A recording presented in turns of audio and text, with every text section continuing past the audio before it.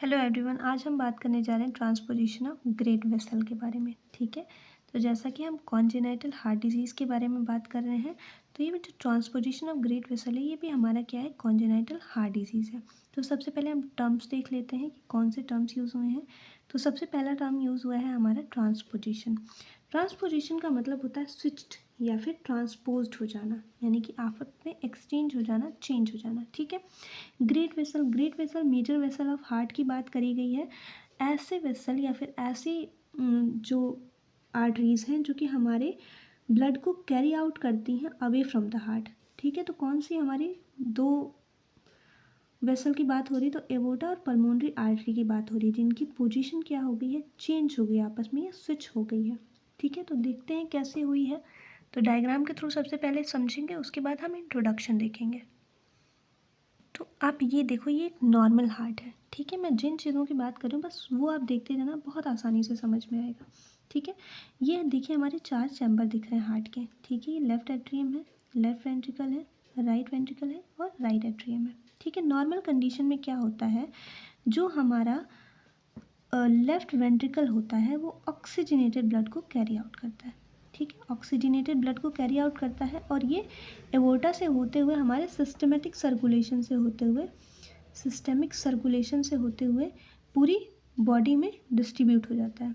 ठीक है, सर्कुलेशन ये लिखा हुआ है, और इसके थ्रू पूरी बॉडी में डिस्ट्रीब्यूट हो जाता है क्या, ऑक्सीजनेटेड ब्लड। ठीक है, पल्मोनरी और आर्टरी जो होती है ये हमारी डीऑक्सीजनेटेड ब्लड को कैरी करती कहाँ से, राइट वेंट्रिकल से। तो राइट वेंट्रिकल से डीऑक्सीजनेटेड ब्लड कहाँ पे गया, पल्मोनरी आर्टरी के थ्रू होता हुआ कहाँ जाता है, वो लंग में जाता है। लंग से ऑक्सीजनेटेड होकर फिर से ये पल्मोनरी वेन के थ्रू हमारा लेफ्ट एट्रियम में आ जाता है। ठीक है, यानी कि हमने क्या बात कर ली, ये नॉर्मल कंडीशन होता है। ठीक है, नॉर्मल कंडीशन में ये होता है। अब जब हमारे मतलब मान लीजिए बेबी के अंदर कौन सा डिफेक्ट प्रेजेंस है, ट्रांसपोजिशन ऑफ ग्रेट वेसल, तो उस कंडीशन में क्या होगा, अब ये देखते हैं। अब ये हमारा डिफेक्टिव हार्ट है, यानी कि जिसमें ट्रांसपोजिशन हो गई हमारे एवोर्टा की और पल्मोनरी आर्टरी की।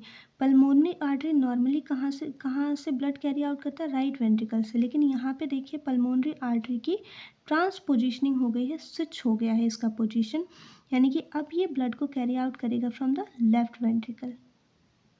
ठीक है, और लेफ्ट वेंट्रिकल में कैसा ब्लड होता है, ऑक्सीजनेटेड। तो ये पल्मोनरी आर्टरी अब हमारे ऑक्सीजनेटेड ब्लड को लेकर जाएगी लंग्स में फर्दर ऑक्सीजनेशन, यानी कि सब प्रॉब्लम हो गई। ठीक है, अब आप ये देखो, राइट वेंट्रिकल अब तक डीऑक्सीजनेटेड ब्लड को पल्मोनरी आर्टरी में भेज रहा था ऑक्सीजनेशन के लिए, लेकिन एवोर्टा की पोजीशन स्विच हो गई। अब ये लेफ्ट वेंट्रिकल में ना से ब्लड कैरी ना करके कहाँ से ब्लड कैरी करेगा, राइट वेंट्रिकल अब ब्लड को भेजेगा एवोर्टा में, और एवोर्टा कहाँ जाता है, सिस्टेमिक सर्कुलेशन से पूरी बॉडी में ब्लड को डिस्ट्रीब्यूट करता है। ठीक है, हो गई ना प्रॉब्लम। अब डीऑक्सीजनेटेड ब्लड को कैरी करेगा एवोर्टा, और पूरी बॉडी में डिस्ट्रीब्यूट करेगा कैसा ब्लड, डीऑक्सीजनेटेड ब्लड। और यहाँ पे पल्मोनरी आर्टरी हमारी कौन से ब्लड को लेकर जाएगी, लंग्स में ऑक्सीजनेटेड ब्लड को, यानी कि दो पैरेलल सर्कुलेशन क्रिएट हो गया।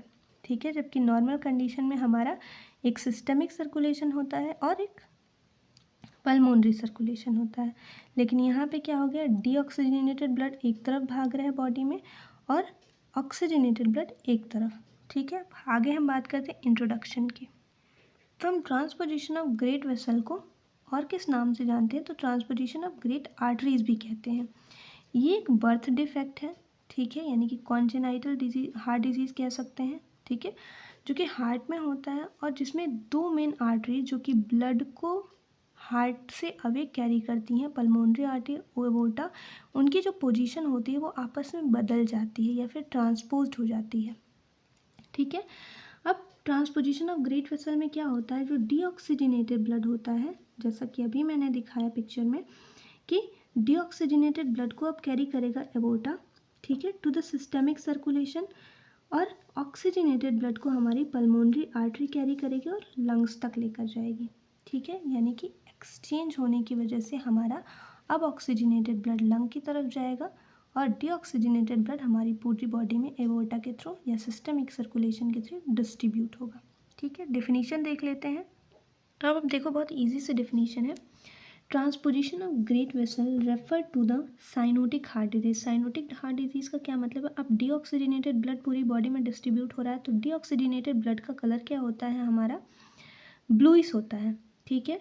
तो यानी कि अब जो बच्चा होगा उसकी स्किन कैसी नज़र आएगी? ब्लूइश अपीयरेंस नज़र आएगा स्किन में, ठीक है। तो साइनोटिक हार्ट डिफेक्ट होता है जिसमें कि एवोर्टा जो है वो अराइज हो रहा है कहाँ से? राइट वेंट्रिकल से, ठीक है।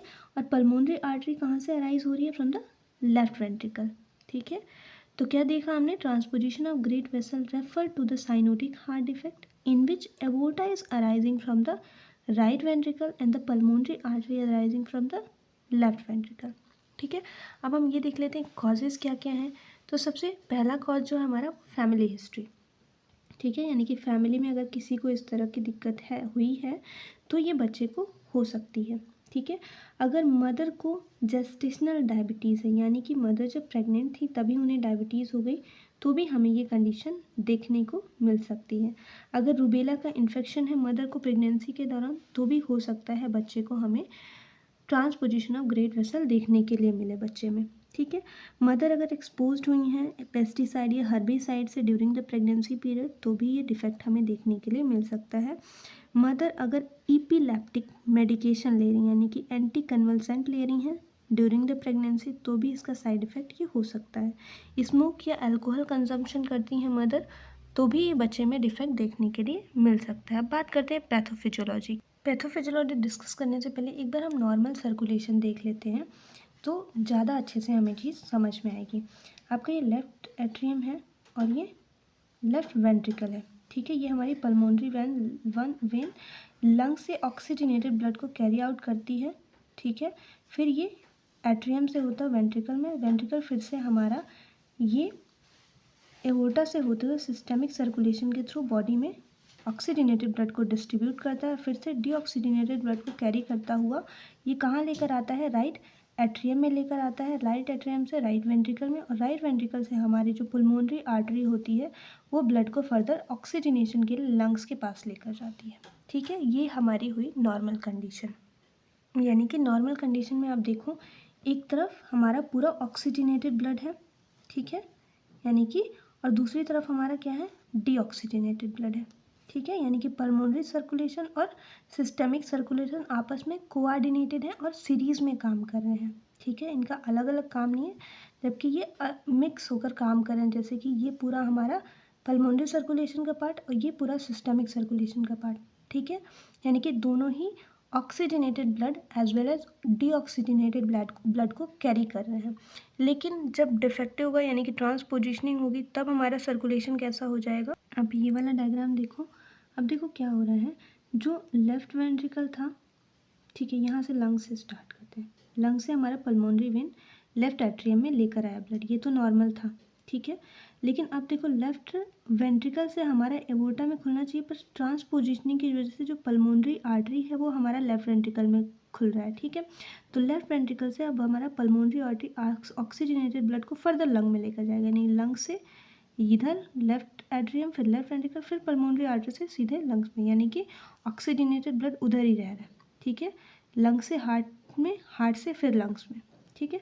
अब डीऑक्सीजनेटेड ब्लड का क्या हाल हो रहा है? तो ये देखो आप राइट एट्रियम ने कैरी किया, सुपीरियर वेना का राइट एट्रियम में लेकर आया डीऑक्सीजनेटेड ब्लड को, फिर ये राइट वेंट्रिकल में आया, राइट वेंट्रिकल को एवोर्टा में खुल रहा है ट्रांसपोजिशनिंग की वजह से, तो एवोर्टा इसको कैरी करेगा सिस्टमेटिक ब्लड सर्कुलेशन के थ्रू पूरी बॉडी में, यानी कि पूरी बॉडी में डीऑक्सीजनेटेड ब्लड का सर्कुलेशन हो रहा है। फिर वही बॉडी से डीऑक्सीजनेटेड ब्लड ही रिसीव होगा और ये फर्दर राइट एट्रियम में जाएगा, फिर राइट एट्रियम से फिर राइट वेंट्रिकल में। तो मान लीजिए ये जो सर्कुलेशन है, सिस्टेमिक सर्कुलेशन हमारा एक तरफ चल रहा है और पल्मोनरी सर्कुलेशन हमारा एक तरफ चल रहा है। दोनों ने अलग अलग रास्ते बना लिए, दोनों पैरेलली काम कर रहे हैं, ठीक है। एक अपना ये डीऑक्सीजनेटेड ब्लड एक ही तरफ रिवॉल्व हो रहा है और ऑक्सीजनेटेड ब्लड एक तरफ रिवॉल्व हो रहा है, ठीक है। पैथोफिजियोलॉजी आपको ठीक से समझ में आएगी। एटियोलॉजिकल फैक्टर की वजह से क्या हो गया है, पल्मोनरी आर्टरी जो है वो अराइज हो रही है लेफ्ट वेंट्रिकल से और कैरी कर रही है ऑक्सीजनेटेड ब्लड को, जबकि हमारा एवोर्टा अराइज कर रहा है राइट वेंट्रिकल को और कैरी कर रहा है डीऑक्सीजनेटेड ब्लड। अब पल्मोनरी आर्टरी और सिस्टेमिक सर्कुलेट पल्मोनरी और सिस्टेमिक सर्कुलेशन जो है वो पैरेलली फंक्शन कर रहे हैं, ठीक है, यानी कि साथ साथ फंक्शन कर रहे हैं, उनका एक दूसरे से कोई लेना देना नहीं है। ऑक्सीजनेटेड ब्लड एक तरफ फ्लो हो रहा है अपना अलग, और डीऑक्सीजनेटेड अलग, ठीक है, जबकि नॉर्मल कंडीशन में ये सीरीज़ में काम करते हैं, ठीक है, दोनों साथ मिलकर काम करते हैं। अब इससे क्या होगा, ट्रांसपोजिशनिंग ऑफ ग्रेट वेसल हो रखी है इस वजह से, और फिर क्या है, वो फर्दर कॉज करेगा साइनोसिस को, क्योंकि डीऑक्सीजनेटेड ब्लड पूरी बॉडी में डिस्ट्रीब्यूट हो रहा है तो वो साइनोसिस कॉज करेगा, इसलिए हम इसको साइनोटिक हार्ट डिफेक्ट भी बोलते हैं, ठीक है, मतलब साइनोटिक हार्ट डिफेक्ट की तरह क्लासिफाई करते हैं, ठीक है।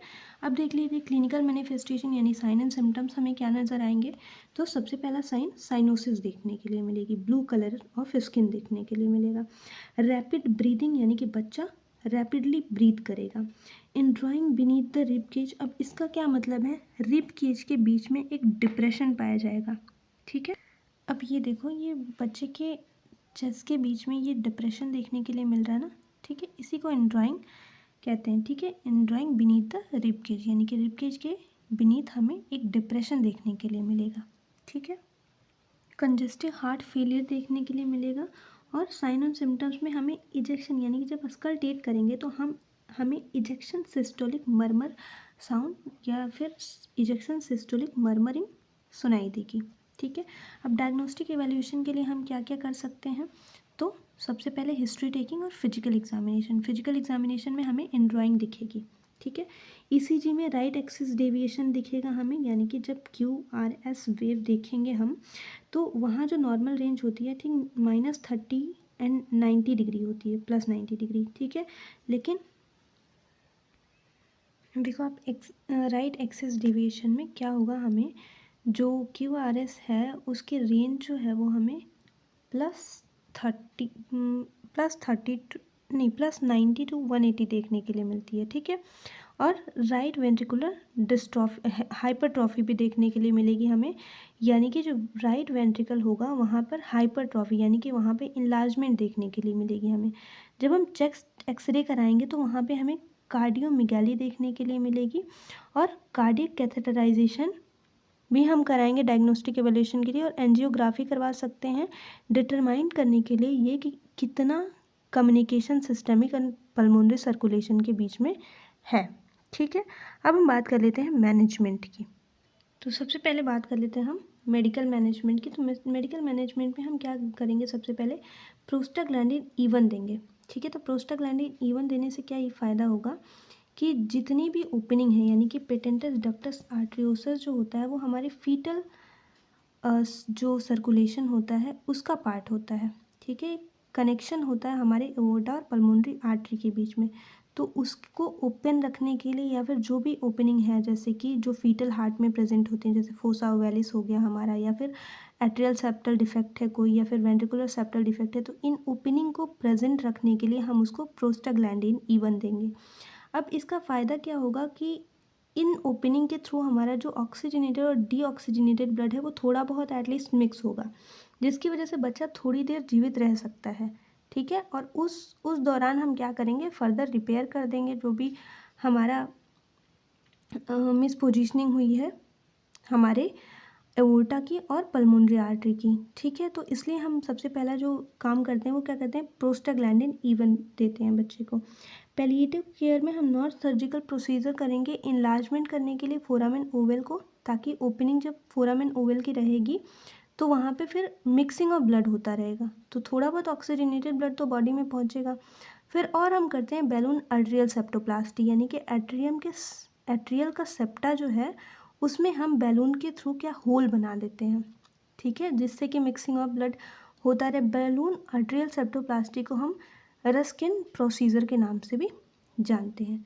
टोटल करेक्शन यानी कि जब थोड़ा सा बच्चा स्टेबल हो जाता है तो हम क्या करते हैं, एट्रियल स्विच प्रोसीजर करते हैं, यानी कि अब क्या करेंगे, हम एवोर्टा और जो पल्मोनरी आर्टरी है उसकी पोजीशनिंग को फर्दर सर्जरी के थ्रू हम स्विच कर देंगे, जो उसकी सही पोजीशन है, यानी कि एवोर्टा को होना चाहिए कहाँ पर, हमारे लेफ्ट वेंट्रिकल में खुलना चाहिए, और जो हमारी पल्मोनरी आर्टरी थी उसको ओपन होना चाहिए था हमारे राइट वेंट्रिकल में, तो उसकी पोजीशनिंग हम फिर से ठीक कर देंगे बाय द सर्जिकल प्रोसीजर। तो हमारे जो आर्ट्रियल स्विच ऑपरेशन होता है इसको हम जूटिन स्विचिंग ऑपरेशन के नाम से भी जानते हैं, जूटिन स्विचिंग ऑपरेशन की।